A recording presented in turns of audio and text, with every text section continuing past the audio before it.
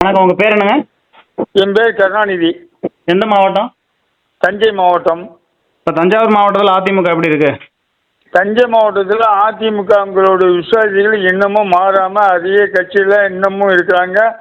இன்னமும் அந்த விசுவாசத்தோடு இருக்கிறாங்க. அதில் எந்த மாற்று கருத்தும் இல்லை. அவங்க யாருக்காக வேண்டி இருக்காங்க? கட்சிக்காண்டி இருக்காங்களா? கட்சிக்காக புரட்சித் தலைவர் உருவாக்கின அந்த புனிதமான கட்சிக்கு, அந்த புரட்சித் தலைவி ஆண்டு மக்களுக்காக செஞ்ச சேவைக்காகவும், அந்த இரட்டை இலை சின்னங்கிற ஒரே உங்க பகுதியில் யாரு மாவட்ட செயலர்? யார் அதிமுகவில்?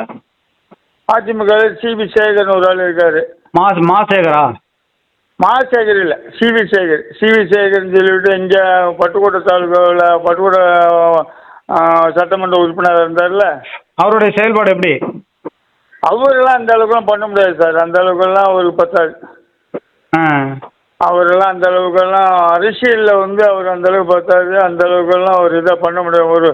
ஒரு கம்பீரமாக இன்னைக்கு அதிமுகன்னு சொன்னோம்னா மக்கள் பூரா எல்லாம் எல்லாருமே நேசிக்கிற கட்சி அது. அந்த காலத்துலேருந்து சரி, இந்த காலத்துலேருந்து சரி, இப்பயும் சரி, அந்த மாதிரி கட்சிக்கு ஒரு தலைமை பொறுப்பு சரியாக இருந்தால் நல்லா இருக்கும் சார். அதுதான் எங்களுடைய தலைமை பொறுப்புனா. எதுக்கு நீங்கள் அதிமுக பொதுச்செயலாளர் பதவியை சொல்கிறீங்களா இல்லை மாவட்ட செயலர் பதவியை சொல்கிறீங்களா?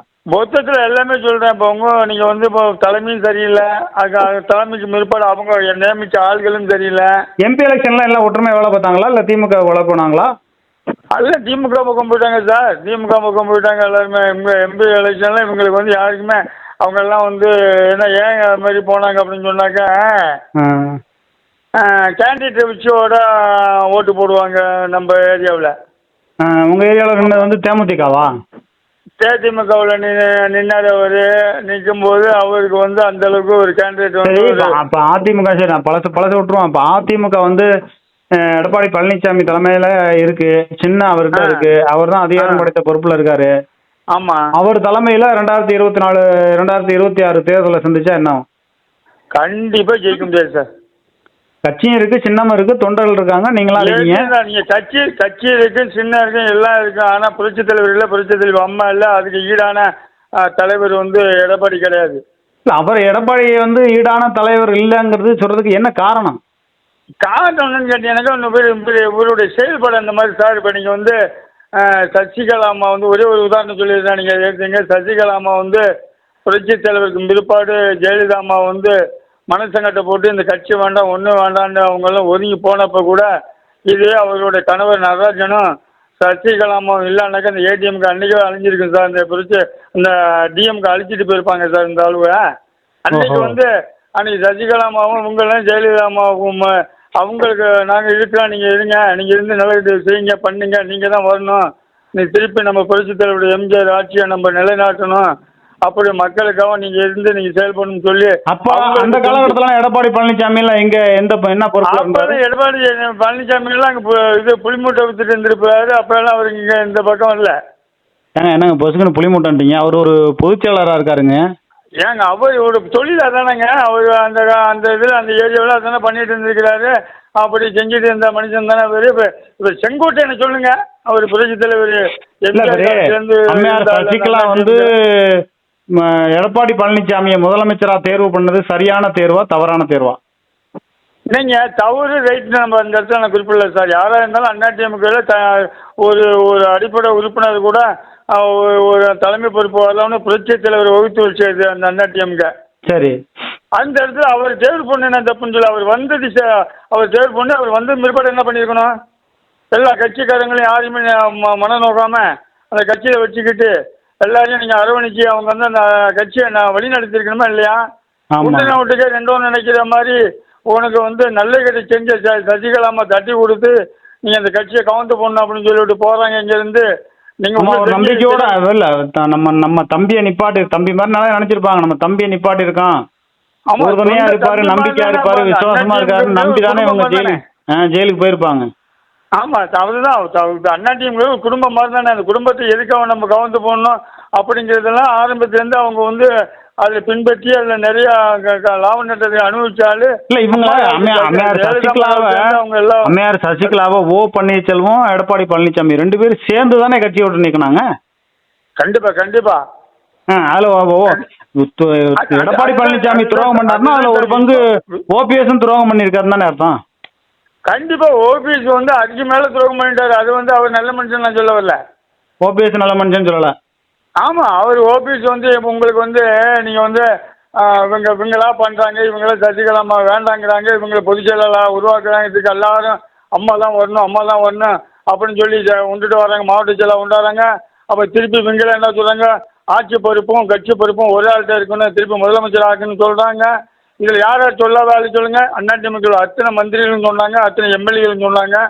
சரி அப்படின்ட்டு இவங்களோட இதை நம்பி இப்படி பண்ண ஒரு சூழ்நிலை ஏற்படும் போது ஓபிஎஸ் உடனே போய் தர்மயுத்தம் இருக்கிறாரு. இதுல போய் அம்மாவோட இதுல போய் ஏதாச்சும் லாஜிக் இருக்கா அந்த ஆள் பண்ணதுல? இவ்வளவு தூரம் பண்ணி போட்டு செஞ்சு போட்டு நம்ம போனா தப்பா போயிருமே, இந்த கட்சிக்கு நம்ம பெரிய துரோகம் நினைச்ச மாதிரி போயிருமே. இப்ப என்ன நடந்துட்டு இருக்கு? எல்லாரும் ஒரு பக்கம் போது நம்ம ஒரு 10 பேர் அழைச்சிட்டாங்கிட்டு போய் நம்ம போனோம்னா தப்பா போயிடணும்னு சொல்லணுமா இல்லையா? அல்லாத பொருளாக சொல்லி சசிகலாவை வந்து அன்னைக்கு அவங்கள வந்து ஒதுக்கி வச்சு அசிங்கப்படுத்துறதுக்கு காரணமா இருந்தது. அன்னைக்கெல்லாம் அவரு அந்த தப்பெல்லாம் உணர்ந்துட்டு இப்ப சின்னமான்னு சொல்றாரு ஓபிஎஸ். இன்னைக்கு எதுவுமே முடியாது, இவங்களால தான் முடியும் அப்படின்ட்டு தான் தமிழக மக்களை நினைக்கிற அளவுக்கு இப்போ எல்லாம் இப்போ நிறைய மாறிட்டாங்க சார். இப்போ வந்து சசிகலாமா இருந்தால் தான் அந்த கட்சி நல்லா இருக்கும். பாவம் அவங்க விட்டா ஒப்படைச்சாதான் நல்லா இருக்கும். இவங்கெல்லாம் வந்து சுத்தப்பட்டு வராது. இல்ல எடப்பாடி பழனிசாமி சில இடங்கள்ல சொல்றாராம், இப்படியே செங்கோட்டையன் கத்திக்கிட்டு இருக்கட்டும், அப்படியே கோபியில வந்து கோபிச்செட்டிப்பாளையத்துல சீட்டை கொடுத்து உள்ளடி வேலை பார்த்து தோக்கடிச்சிருவான். அவர் அதெல்லாம் இனிமா இருந்தாலும் செங்கோட்டையெல்லாம் இனிமா கொஞ்சம் நல்லா சுதாரிச்சுட்டாருன்னு நினைக்கிறேன். துரைசாமி வெளிப்படைத்தன்மையா வந்து பேட்டி கொடுக்குறாருல, அது மாதிரி செங்கோட்டையன் வெளிப்படைத்தன்மையா வந்து பேட்டி கொடுக்க மாட்டேங்கிறாரு. அதுதான் இப்போ அவருடைய வீக்னஸாக தான். இப்போ நீங்கள் வந்து இப்போ நீங்கள் நல்ல மாசு இருக்கு இவருக்கு. இப்போ இந்த செங்கோட்டையனுக்கு வந்து நல்ல மாசு இருக்கு. எல்லா மக்களுமே அவர் விரும்புது.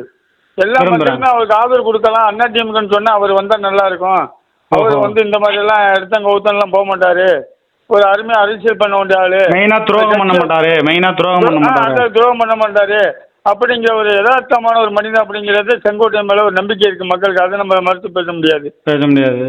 ஆமா, அதுல வந்து இப்போ அதெல்லாம் நடக்க போய் நீங்க பாருங்க. உண்மையிலேயே நான் தான் சொல்லுவாங்க, தர்மத்தின் வாழ்வு தனி சூதுகமும் தர்மம் மீண்டும் வெல்லும் சொல்றது காரணம் சசிகலாமா வந்து மாநில செயலாளரும் கட்சி செயலாளரும் செங்கோட்டையன் முதலமைச்சர் ஆனா நிச்சயம் நல்லா இருக்குங்க என்ன பொறுத்தவரை. அப்படி ஒரு சூழல் வர்றதுக்கு வாய்ப்பு இருக்கா?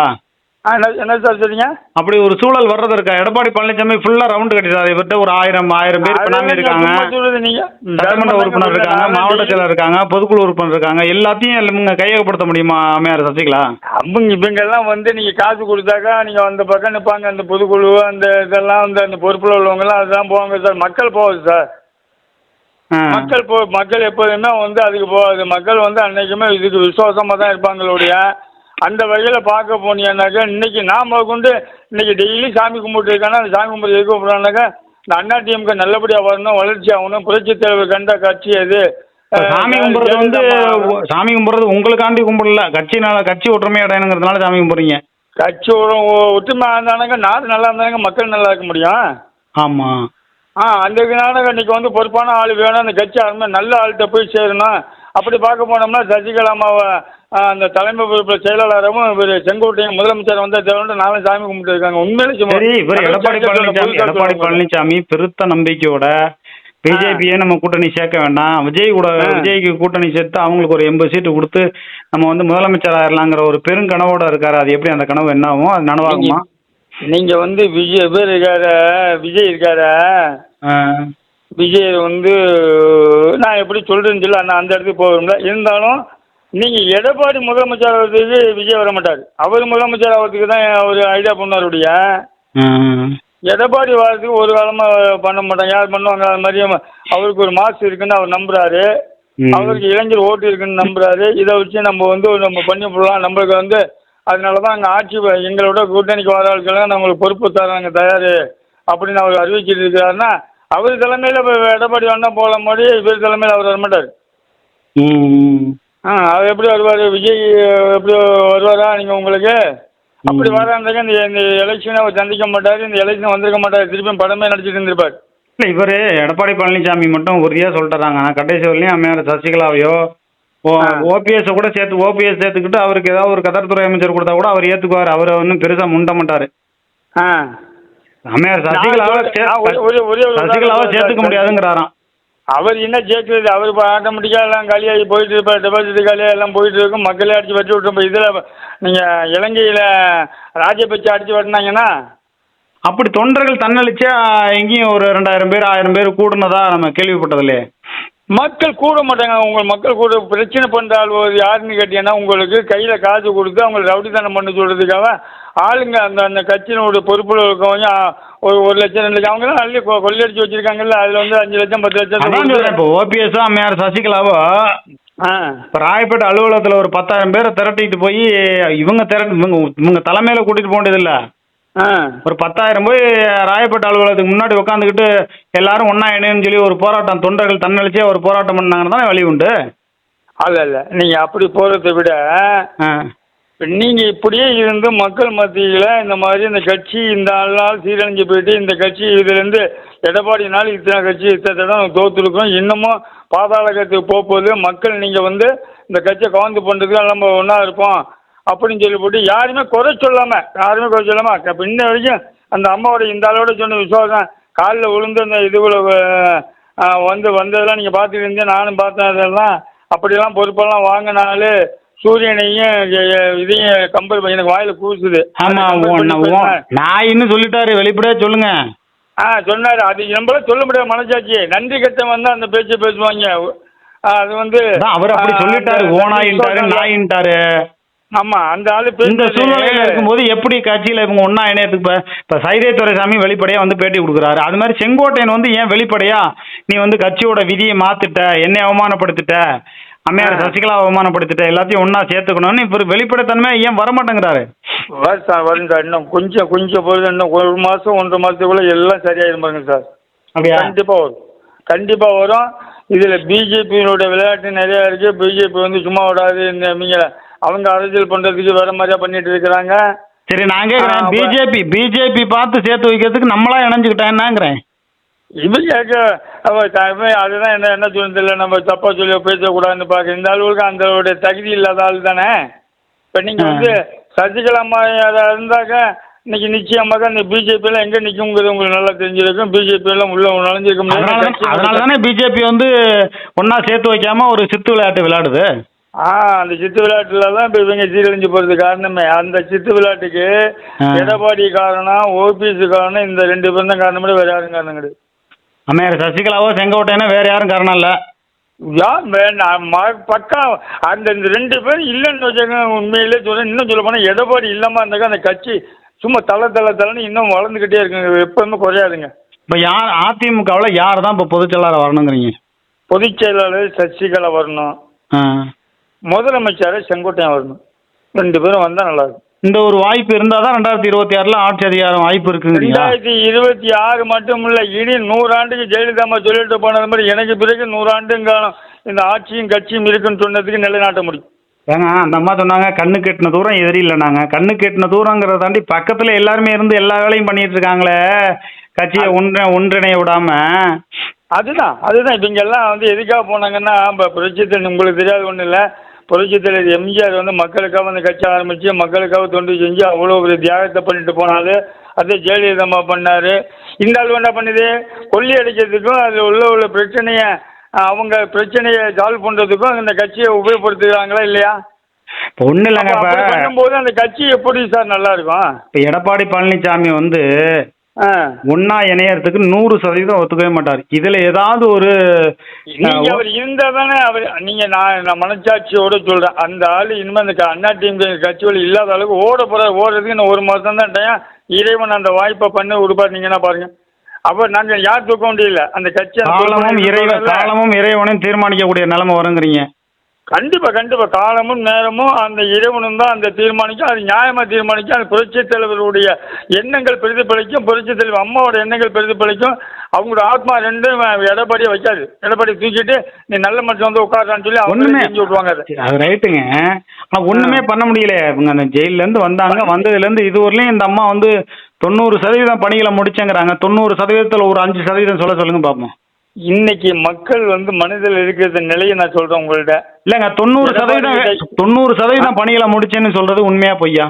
கண்டிப்பாக கண்டிப்பாக 100% இப்போ அவங்க சொல்கிறதுல 100%. நான் என்ன பொறுத்தவரை ஒரு 75% நாள் முடிஞ்சிச்சுன்னு நான் நம்புகிறேன். இதோ வேலை நடந்துட்டு இருக்கு. வேலை நடந்துகிட்டு இருக்கு.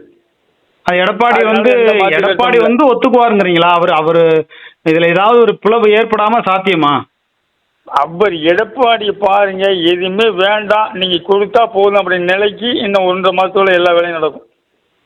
சரி, உங்களுக்கு எப்படி இருந்தாலும் இந்த ஏப்ரலுக்குள்ள இணைஞ்சாதானங்க. அதுக்கப்புறம் இணையறதெல்லாம் வேஸ்ட் தானே. அப்ப எல்லாருமே திமுகவில் பார்த்தீங்கன்னா தொகுதியில் பணத்தை இறக்கிட்டாங்க. அது உண்டான வேலையை நீங்கள் எது பண்ணாலும் சரி, நீங்கள் நல்லா நீங்கள் ஒரே ஒரு புள்ளி உரம் வச்சுங்க. நீங்கள் வந்து நான் 2 மாதம் சென்று ஏப்ரல் முடிஞ்சு மே மாதத்தில் வந்தாலும் சரி, கடைசி நேரத்தில் இவங்கெல்லாம் ஒன்றா சேர்ந்துட்டாங்க, கட்சி இது பண்ணியாச்சு அப்படின்னு சொல்லிட்டு அப்படி இப்படி இருக்கிற அந்த சில நம்மளுக்கு விசுவாசமான உள்ள அந்த கட்சியினோட தொடர்பு வச்சுக்கிட்டு நீங்கள் எலெக்ஷன் சந்திச்சா போதும் சார், கண்ணை மூடி ஜெயிக்கலாம் சார்.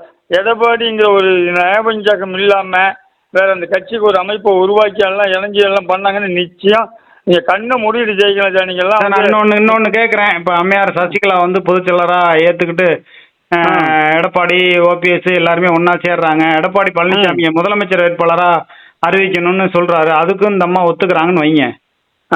எடப்பாடி பழனிசாமி தம்பியை வந்து முதலமைச்சர் ஆக்குங்க அப்படின்னு சொல்லி அவங்க பிரச்சாரம் பண்ணால் தென் மாவட்டத்தில் ஓட்டு கிடைக்குமா? கண்டிப்பாக எடப்பாடிக்குங்கிறது வந்து அப்படி சொல்லுனா கூட அதில் வந்து எப்படியும் உங்களுக்கு 30% ஓட்டு அப்படியே நழுவும். கண்டிப்பாக 30% நழுவும். ஏன்னா அந்த ஆள் மேலே நிறைய பேர் ஒரு அதிருப்தியை ஏற்படுத்தி கொடுத்துட்டாரு. அந்த ஆள் இல்லை ஒன்றாவே இணைஞ்சாலும் எடப்பாடி பழனிசாமி ஒன்றா இணைஞ்சால் கூட எடப்பாடின்னு சொன்னால் கூட அந்த இடத்துல சில பேர் அந்த ஓட்டு போடுறதுக்கு அவங்க தயங்குவாங்க. அந்த ஓட்டு ஒரு மனப்பூர்வமாக அவங்களுக்கு ஓட்டு அமைகிறதுக்கு வாய்ப்பு ஒரு 30% இல்லைனாலும் ஒரு 20%னாலும் மாறும். அப்போ அவர் ஒன்றாவே இணைஞ்சாலும் எடப்பாடி பழனிசாமியை முதலமைச்சர் வேட்பாளர் அறிவிச்சாலும் வெற்றி வாய்ப்பு இல்லைங்கிறீங்க? இல்லை நீங்கள் வந்து நீங்கள் செங்கோட்டையனை அறிவிங்க, கண்டிப்பாக உண்டு. செங்கோட்டனை அறிவிச்சா திமுக 200 சீட்டு சொல்லுது. அதே மாதிரி ஏடிஎம்கே 200 சீட்டு வெற்றி பெற்றலாம். நிச்சயமாக 200 தொகுதினாலும் 150 தொகுதினாலும் ஏடிஎம்கே பிடிக்கும் முடியும். பார்ப்போம். பாஜக இணைச்சு வைக்காம நம்மளா இணைஞ்சுக்கணும். செங்கோட்டையன் வந்து முதலமைச்சர் வேட்பாளராக இருக்கணும். பாஜக மட்டும் நல்ல மனசோட அவங்க வந்து தமிழ்நாட்டை வந்து பார்த்தாங்கன்னா அவங்க கட்சியை தான் பார்க்குறாங்களோட. சரி, நான் கேட்குறேன், நீங்கள் பிஜேபியை வந்து அதிமுக தொண்டர்கள் நம்புறது வந்து எனக்கு என்னமோ சந்தேகமாக இருக்கு. ஏன்னா மோடி வந்து அம்மையார் சசிகலா தலையில கையை வச்சுட்டு போனாரு, ஜெயிலில் தூக்கி வச்சாரு. ஆமாம், டிடிவி தினகரனை வந்து தடவி கொடுத்தாங்க, டிடிவி தினகரனை தூக்கி ஜெயிலில் வச்சாங்க. ஆமாம், டிடிவி தினகரன் அப்புறம் என்ன பண்ணாரு, நான் 25 வருஷம் ஜெயிலில் இருந்தாலும் மீண்டும் நான் வெளியில் வந்து பிஜேபியை பழி வாங்குவேன்னாரு. ஆனால் அதே பிஜேபியில் கூட்டணிக்கு போகிறாரு. ஆமாம், பன்னீர்செல்வத்தை தர்மயுத்தம் பண்ண சொல்லி குட்டிகளாட்டா பண்ணி விட்டு இந்த கட்சியை நாசம் பண்ணது பிஜேபி. ஆமாம், அதே பிஜேபி கூட போய் மீண்டும் கூட்டணி வைக்கிறாரு. ஒரு தொகுதியில் நிற்கிறாரு ராமநாதபுரத்தில். ஆமாம், அம்மையார் சசிகலாவை ஜெயிலில் தூக்கி வச்சாங்க. ஜெயிலேருந்து போயிட்டு வந்த பிறகு 2022 அரசியல்லேருந்து ஒதுங்குறேன்னு சொல்லி குருமூர்த்தி சொன்னதாக அதுலேருந்து அவங்க அதை பின்பற்றினதாகவும் ஒரு தகவல். அப்போ பிஜேபியால் ஒட்டுமொத்தமாக அந்த அதிமுக முழுக்க பாதிக்கப்பட்ட நிலைமையில மீண்டும் பிஜேபியே நம்புறது வந்து எந்த அளவுக்கு சாத்தியம்? இந்த கட்சி அவங்க வந்து இந்த கட்சியை வச்சு தானே முதுகெலும்பு ஒடிப்பாங்களே தவிர எப்படி சேர்த்து வச்சு அதிமுக ஆளுமையாக கொண்டு வர விடுவாங்களா? கண்டிப்பா நீங்க சொன்னது 100% நான் மனசுல ஏத்துக்கிறேன். பிஜேபி வளர்றது தமிழ்நாட்டுக்கு நல்லதா? நல்லது கிடையாது. சொன்னதுல என்னோட வாதம் மாதிரியா என்ன நான் சொல்றேன் அப்படின்னா, பிஜேபி அப்படிங்கிற ஒரு அதிகாரத்தின் அடிப்படையில் அவங்க வந்து ஆட்சி ஆண்டு இருக்கிறதுனால அவங்களோட வேணா ஒரு ஃபார்மாலிட்டிக்குன்னா அவங்கள வச்சுக்கலாம் ஓடி அவங்கள நம்பி இவங்க போனாங்கன்னாக்கா இவங்க நட்டாத்துல தான் போய் நிற்கணும். அப்போ பிஜேபி சேர்த்து வச்சுச்சுன்னா அந்த கட்சி குடும்பம் அவங்களுடைய பிடி பூரா அவங்க கையில் தான் இருக்கும், குடும்ப பிடியெல்லாம்.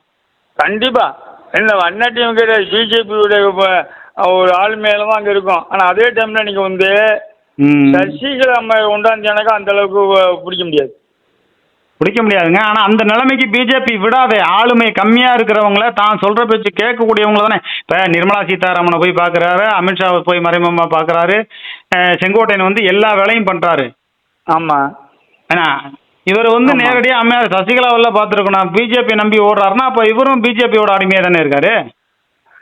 அதுதான் இப்போ நீங்கள் பிஜேபியோட அடிமைங்களுடைய சூழ்நிலைக்கு என்ன பண்ணலாம் அப்படிங்கிறத ஒரு சில இதெல்லாம் இருக்குல்ல உங்களுக்கு. நீங்கள் இங்கே வந்து பார்க்கறதுக்கு முன்னாடி அங்கே ஏன் பார்க்குறாரு அப்படிங்கிறன்னு சொன்னால் எல்லாம் சரி பண்ணிவிட்டு ஒற்றுமை ஆகும்போது அது வேறு மாதிரியே லைன் மாறும். அது வந்து நம்ம அந்த இடத்துல போய் அதை நம்ம தவறுன்னு சொல்ல முடியாது. ஏங்க அதிமுகவை பொறுத்தவரையும் அம்மையார் சசிகலாவை வந்து கட்சியோட பொதுச் செயலராக வச்சா தான் ஆ அது ஆளுமையா இருக்கும். அதை தாண்டி வேற யாரையாவது பொதுச் செயலாளரா வச்சாங்கன்னா ஆ ஒட்டுமொத்த அதிமுகனுடைய குடுமி பிடி வந்து பிஜேபி கையில தான் இருக்கும். கண்டிப்பா கண்டிப்பா 100% அதான் உண்மை. பிஜேபி வந்து அதிமுகவை ஒரு ஆளுமையா வளர விடாது. வளர விடாது. ரவீந்திரன் துரைசாமி ஒரு நாடார் சொல்றாரு பாத்தீங்களா, நாங்க வந்து சசிகலாவை முதலமைச்சராக்க விடாம தடுத்தது நாங்க தான் அப்படிங்கிறாங்க. கண்டிப்பா ஆமா, அதான் உண்மை. எவ்வளவு பெரிய ஒரு ஆணவமான ஒரு பேச்சு பாருங்க. எவ்வளவு ஆணவமான பேச்சு இதுக்கு. நம்ம இந்த இந்த இவங்கெல்லாம் வந்து என்ன சொல்றேன்னே தெரியல. அது நம்ம அடுத்த கட்டத்துக்கு போகும்போது பேசிக்குவோம். ஆனா அதெல்லாம் நீங்க உடைபடுங்கிறது தான் என்னோட நம்பிக்கை. உடைபட்டு பிஜேபி சப்போர்ட் இல்லாம இவங்களா ஒன்னா இணைஞ்சா அதிமுக பழைய அதிமுகவா இருக்குங்கிறீங்க. பழைய அதிமுக மாதிரி வந்துருங்க. கண்டிப்பா 100% வருங்க. அந்த அதாங்க ஆசை. இப்ப அதிமுக யாருமே இல்லாம யாருமே தேவையில்லைங்க. எல்லாரும் இல்லாம இந்த இரட்டை சின்னத்தை ஒன்றை வச்சுட்டு எல்லாரும் ஒற்றுமையா இருந்து செஞ்சாங்கன்னாங்க ஒரு இண்டிவிஜுவலாவே ஜெயிக்கிறதுக்கு வாய்ப்பு இருக்குங்க. பாப்போம். எடப்பாடி பழனிசாமி நான் உயிரோட இருக்கிறவர்களையும் சசிகலாவை சேர்க்க மாட்டேன் அப்படின்னு சொல்றாராம். அவரே நினைச்சிட்டு இருக்கலாம், உயிரில் வரைக்கும் போய் நினைச்சிட்டு இருக்கலாம். இறைவன் நினைக்கணும், மக்கள் நினைக்கணும். இவங்க என்ன நினைக்கிறது? பாப்போம். அதிமுகவில் வந்து அம்மையார் சசிகலா பொதுச் செயலாளராகவும் செங்கோட்டையன் முதலமைச்சர் வேட்பாளராகவும் இருக்கணும் அப்படிங்கிற பல்வேறு கருத்துக்களை சொல்லியிருக்கீங்க. உங்களுடைய நல்ல நோக்கங்கள் வெற்றி பெற வாழ்த்துக்கள். நன்றி, வணக்கம்.